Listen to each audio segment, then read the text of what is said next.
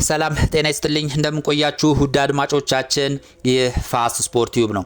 የአውሮፓ ሻምፒየንስ ሊግ የመልስ ጨዋታዎች ማክሰኞ ምሽትና ሮብ ምሽት ቀጥለው ሲደረጉ የለንደኑ ኃያል ክለብ ቼልሲ በሜዳው ስታንፎርድ ብሪጅ ከፒኤስጂ ጋር የሚያደርገው የመልስ ጨዋታ በጉጉት ይጠበቃል። በመጀመሪያ ዙር በፓርክ ዲ ፕሪንስ ስታዲየም 5-2 በፒኤስጂ የተረታው ቼልሲ በሜዳው ስታንፎርድ ብሪጅ ከ3 ጎል በላይ ጎል አስቆጥሮ ውጤቱን ቀልብሶ ያልፍ ሆኖ የሚለው ጉዳይ ብዙ የቼልሲ ደጋፊዎችን ያስጨነቀ ሆኗል።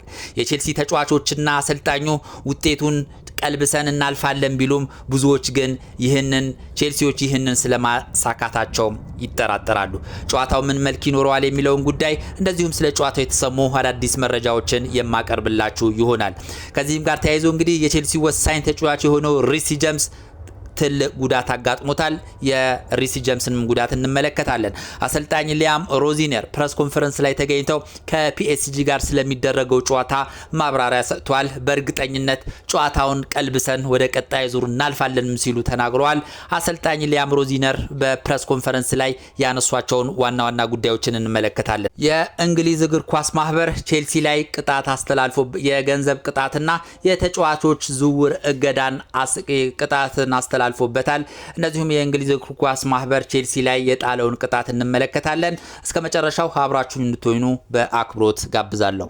የአውሮፓ ሻምፒየንስ ሊግ የመልስ ጨዋታዎች ማክሰኞና ሮብ ምሽቶች ቀጥለው ሲደረጉ እንግዲህ ማክሰኞ ምሽት 5 ሰዓት ላይ ቼልሲ ከፒኤስጂ ጋር የሚያደርጉት ጨዋታ ይጠበቃል።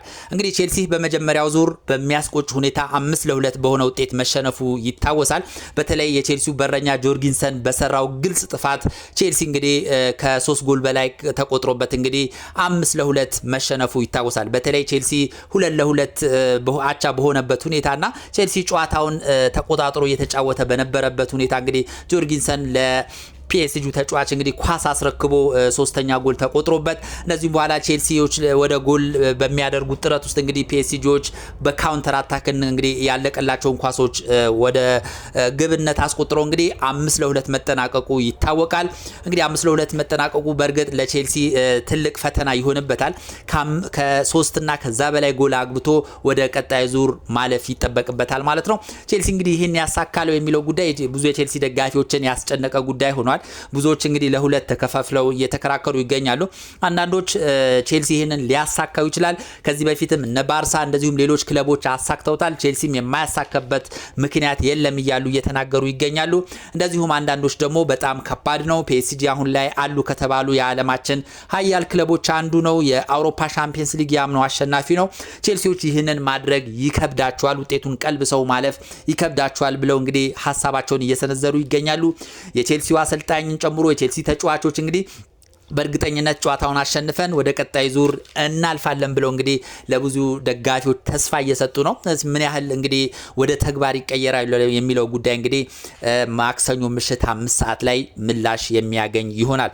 አሰልጣኝ እንግዲህ ሊያም ሮዚነር ፕሬስ ኮንፈረንስ ላይ ተገኝተው ሀሳባቸውን አጋርተዋልና አሰልጣኝ ሊያም ሮዚነር ያነሷቸውን ዋና ዋና ጉዳዮችን እንመልከት። በቅድሚያ እንግዲህ በጣም እጅግ አስደንጋጩ ነገር ጄምስ በጉዳት ምክንያት እንግዲህ ከፓሪስ ሰን ጀርመን ጋር የሚያደርገው ጨዋታን ጨምሮ ሌሎች በርካታ ጨዋታዎች እንደሚያመልጡት ገልጿል። እንግዲህ ይህ ለቼልሲ ደጋፊዎች ትልቅ ሀዘኔታን የፈጠረ በጣም ያበሳጨ ጉዳት ነው ብሎ መናገር ይቻላል። ምክንያቱም ሪስ ጄምስ የቼልሲ ሞተር ነው። በተለይ ከፒኤስጂ ጋር በሚደረገው ጨዋታ ላይ ውጤቱን ቀልብሰን እናልፋለን ሲል በከፍተኛ ሞራል እንግዲህ የተጫዋቾችን ሞራል ሲገነባና እንደዚሁም ለደጋፊዎች ተስፋ ሲሰጥ የነበረ ተጫዋች ነው። አሁን እንግዲህ አሰልጣኝ ሊያም ሮዚነር ይፋ እንዳደረጉት ከሆነ ከኒውካስትል ጋር በነበረው ጨዋታ ላይ እንግዲህ የሃምስትሪንግ ይሄ የብሽሽት የሚባለው ጉዳት አጋጥሞት ከነገው ጨዋታ ውጪ መሆኑን አረጋግጧል። እንግዲህ በጄምስ ጉዳት በጣም አዝነናል ብሏል። በነገው ጨዋታ ቢኖር በጣም እንወድ ነበረ፣ በጣም ይጠቅመን ነበር፣ ያ አልሆነም። የብሽሽት ጉዳት እጅግ አስቸጋሪ ጉዳት ነው። የጉዳቱ መጠን ምን ያህል እንደሆነ አሁን ላይ ማወቅ አልችልም። ለሳምንታት ከሜዳ ሊርቅ ይችላል ብሏል። እንግዲህ ሪሲ ጀምስ እንግዲህ የጤንነቱ ሁኔታ ገና በዶክተሮች ታይቶ አልተጠናቀቀም። ብቻ ለነገው ጨዋታ ከፒኤስጂ ለሚደረገው የምሽቱ ጨዋታ ላይ አይሰለፍም። ከዛ በኋላ ምን ያህል ከሜዳ ይርቃል የሚለው ጉዳይ ሐኪሞች አጣርተው እኛም ለናንተ መረጃውን እንሰጣችኋለን። ስገምት ግን ሳምንታት ማለትም 2 3 4 ሳምንታት ከሜዳ ውጪ እንደሚሆን ግን ያስታውቃል ሲሉ ነው አሰልጣኝ ሊያም ሮዚነር የተናገሩት። ይሄ ለቼልሲ ደጋፊዎች እጅግ አስደንጋጭ ዜና ነው። በጣም የሚያበሳጭ ነው። በተለይ በዚህ ወሳኝ ሰዓት መጎዳቱ ሪሲ ጀምስ በጣም የሚያስቆጭ ነው ብሎ መናገር ይቻላል። አሰልጣኝ ሊያም ሮዚነር እንግዲህ ቀጥለው ሌሎች ተስፋ ያላቸው ንግግሮችን አድርጓል። ኢስቲቫኦ ሙሉ ለሙሉ አገግሞ መመለሱን እንግዲህ አብስሯል። በነገው ጨዋታ የቡድኑ አካል ሆኖ እንግዲህ ወደ ሜዳ ይገባል ሲሉ ነው ሐሳባቸውን የተናገሩት። እንግዲህ ኢስቲቫኦ ዊሊያን ያለፉት 4 እና 5 ያህል ጨዋታዎችን አልተሰለፈም በጉዳት ምክንያት ማለት ነው። አሁን ግን እንግዲህ ሙሉ ለሙሉ አገግሞ ልምምድ መስራት ጀምሯል። በነገውም ጨዋታ ላይ የመሰለፍ እድሉ ከፍተኛ እንደሆነ ነው አሰልጣኝ ሊያም ሮዚነር የገለጹት። ሌላው እንግዲህ ጉስቶ ህመም እንዳጋጠመው ገልጿል። ጉስቶ ኖርማሊ ተጎድቶ ሳይሆን ይሄ የበሽታ ህመም ጉንፋን አይነት ነገር አሞታል ሲሉ ነው እንግዲህ አሰልጣኝ ሊያም ሮዚነር የገለጹት። ስለዚህ ጉስቶም በዚህ ጨዋታ ላይ የማይሰለፍ ይሆናል። ይሄም ትልቅ ጎጂ ነው ብሎ መናገር ይቻላል። ሪሲ ጀምስ አለመኖሩ ትልቅ ህመም ነው። አሁንም እንግዲህ ጉስቶም እንደዚሁ የመሰለፉ ነገር አጠራጣሪ መሆኑ ጨዋታውን ከባድ ያደርገዋል ብዬ አስባለሁ። ሌላው እንደዚሁ ጆርጊንሰንም የመሰለፉ ነገር አጠራጣሪ እንደሆነ ገልጿል። መጠነኛ ጉዳት አለበት ብለዋል።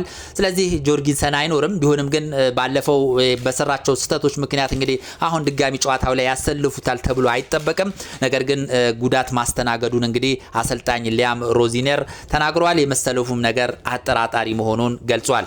ሌላው እንግዲህ አሰልጣኝ ሊያም ሮዚነር ስለ ፔድሮ እንደዚሁ ፔድሮ ኔቶ ሐሳባቸውን ገልጸዋል። ፔድሮ ኔቶ እንግዲህ ከቅጣት ውጪ መሆኑ አስደስቶኛል ብለዋል። የአውሮፓ እግር ኳስ ማህበር እንግዲህ ኔቶ ከፒኤስጂ ጋር በነበረው ጨዋታ ላይ የኳስ አቀባዩን መግፋቱን ተከትሎ ቅጣት ለማስተላለፍ ምርመራ እያደረገ እንደነበረ ሲዘገብ ነበር። አሁን ግን የአውሮፓ እግር ኳስ ማህበር ጥፋቱ ቀለል ያለ ጥፋት ነው በሚል እንግዲህ ምህረት አድርጎለታል። በዚህም እንግዲህ አሰልጣኝ ሊያም ሮዚነር ደስታቸውን ገልጸዋል። ፔድሮ ኔቶ አስደናቂ ተጫዋች ነው። በጊዜው ባደረገውም ነገር ልጁንም ይቅርታ ጠይቆታል። ስለዚህ ቅጣቱ መነሳቱ እጅግ ተገቢ ነው፣ ደስ ብሎኛል ሲሉ ነው አሰልጣኝ ሊያም ሮዚነር ሐሳባቸውን የገለጹት። ሌላው እንግዲህ በዚህ ጨዋታ ላይ ስህተት አንሰራም ብሏል። ጨዋታውን ቀልብሳችሁ ታልፋላችሁ የሚል ጥያቄ ቀርቦላቸው ነበረ። ምንም አይነት ስህተት አንሰራም። ይህንን ጨዋታ ቀልብሰን ለማለፍ ያለንን ሁሉ እንሰጣለን። እኔም ያለኝን ሁሉ ሰጣለሁ፣ ተጫዋቾቻችንም ያላቸውን ነገር ሁሉ ይሰጣሉ ሲሉ እንግዲህ ሐሳባቸውን ገልጸዋል። ሌላው የቡድኑ ያሰላለፍ ሁኔታ እንግዲህ ቀድሞ መውጣቱ ይታወቃል። ከፓሪስ ጋር በነበረው ጨዋታ ይህንን ያሾለኩ ተጫዋቾችም እንደሚቀጡ ገልጸው ነበረ። ሊያም ሮዚነር ስለዚህም ተጠይቀው ምንድነው ያሉት? ከዚህ በኋላ እንደዚህ አይነት ስህተት ይደገማል ብዬ አላስብም ብለዋል። ባለፈው በነበረው ጨዋታ ላይ እውነት ነው ከ6 ሰዓት በፊት አሰላለፉ ወጥቷል። በዚህም በጣም አዝነናል። በዚህኛው ጨዋታ ግን እንደዚህ አይነት ነገር ይደገማል ብዬ አላስብም ሲሉ አሰልጣኝ ሊያም ሮዚነር ሐሳባቸውን ገልጿል። ሌላው እንግዲህ ዛሬ ከተሰሙ ዋና ዜናዎች መካከል ቼልሲ እንግዲህ ቅጣት ተላልፎበታል። በተለይ በዘመነ አብርሃሞቪች ዘመን እንግዲህ ተጫዋቾችን በማዘዋወር ሂደት እንደዚሁም ለኤጀንቶች በመክፈል ለተጫዋቾች የሚከፍልበት መንገድ አግባብ አልነበረም ወይም ደግሞ የእንግሊዝን እግር ኳስ ማህበርን ሕግ የጣሰ ነው በሚል እንግዲህ ቼልሲን 10 ሚሊዮን ፓውንድ ቀጥተውታል። ይሄ ትልቅ ገንዘብ ነው። ነገር ግን አሁን በተሰራ ጥፋት ሳይሆን በአብርሃሞቪች ዘመን በተሰራ ጥፋት ምክንያት እንግዲህ ሊቀጣ ችሏል። በተለይ እነ ሳሙኤል ኢቶን ሲያዘዋውር እንደዚሁም ሌሎች ተጫዋቾችን ሲያዘዋውር ግልጽ ባልሆነ መልኩ ትልቅ ክፍያ ተከፍሏቸዋል።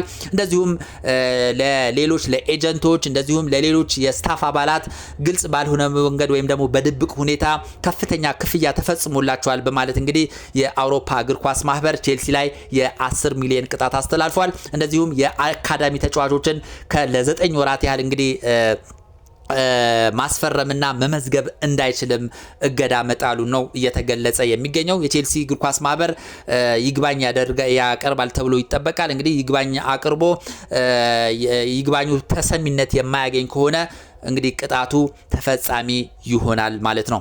እንግዲህ በአጠቃላይ እንግዲህ በዚህ ጨዋታ ላይ ከጀምስና ከጉስቶ ውጪ ሌሎች ተጫዋቾች ሁሉ ለጨዋታው ዝግጁ መሆናቸውን የተገለጸው ጨዋታውን ለመቀልበስ ከፍተኛ ዝግጅትና እንደዚሁም ከፍተኛ በወኔ ጨዋታውን ለመቀልበስ እየተዘጋጁ እንደሆነ ነው እየተገለጸ የሚገኘው። ይህንን ያሳካሉ የሚለው ጉዳይ እንግዲህ ይጠበቃል። ብዙ የቼልሲ ደጋፊዎች በዚህ ላይ በጣም ትልቅ ጥርጣሬ ያላቸው ምን ያህል እንግዲህ ቼልሲ አሁን ባለው ስኳድ በተለይ ከኒውካስል ጋር ያደረገው ፐርፎርማንስ በጣም የወረደ ነበረ። እንደዚሁም ከዛ በፊት በነበሩ ጨዋታዎች ላይ ያን ያህል አመርቂ ሁኔታ እያሳየ አይደለም። ይሄም ከፒኤስጂም እንግዲህ ከ3 ጎል በላይ አግብቶ ሊያልፍ ይችላል የሚለው ጉዳይ እንግዲህ በጣም ጥያቄ ውስጥ የሚገባ ነው። ብዙ የቼልሲ ደጋፊዎችም በጥርጣሬ የሚያዩት ነው። እንግዲህ ነገር ግን በኳስ ምን እንደሚፈጠር አይታወቅምና በዚህ እንግዲህ ጨዋታ ላይ ቼልሲ ከ3 ጎል በላይ አስቆጥሮ አልፎ እንግዲህ ደጋፊዎችን ያስደስት ይሆን የሚለው ጉዳይ ማክሰኞ ምሽት 5 ሰዓት ላይ የሚታይ ይሆናል ማለት ነው። እንግዲህ አጠቃላይ ቼልሲን በተመለከተ የተሰሙ ዋና ዋና ዜናዎች እነዚህ ናቸው። እንግዲህ ስለነበረ ቆይታ እጅግ አድርጌ አመሰግናለሁ። መልካም ጊዜ